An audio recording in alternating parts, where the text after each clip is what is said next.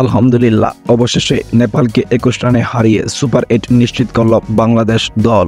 টসে হেরে ব্যাট করতে নেমে বাংলাদেশের ব্যাটিং এতটা ভালো হয়নি। মাত্র 106 রানে অল আউট হয়ে যায় বাংলাদেশ ক্রিকেট দল। কিন্তু বাংলাদেশের বোলিংদের নৈপুণ্যে 21 রানের ব্যবধানে জয়লাভ করে নেপালের বিপক্ষে এই জয়লাভ দিয়ে বাংলাদেশ যেমন আত্মবিশ্বাসে পৌঁছেছে, ঠিক তেমনি পৌঁছে গেছে দ্বিতীয় রাউন্ডে। এই সুপার 8 ম্যাচে বাংলাদেশের প্রতিপক্ষ আফগানিস্তান, ভারত, অস্ট্রেলিয়ার মতো শক্তিশালী দল। তবুও বাংলাদেশ কিন্তু এবারের টি-20 বিশ্বকাপটি সুন্দর খেলেছে। যে ম্যাচটিতে সাউথ আফ্রিকার বিপক্ষে হেরেছে সেটিও ছিল আমাদের জিতা ম্যাচ।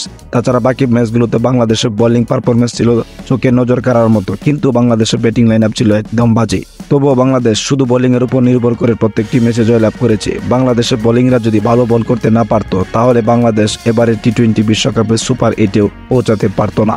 বাংলাদেশের বোলিংদের অবদান সবচেয়ে বেশি, বিশেষ করে তানজিদ হাসান সাকিব নেপালের বিপক্ষে যে সুন্দর বল করেছে।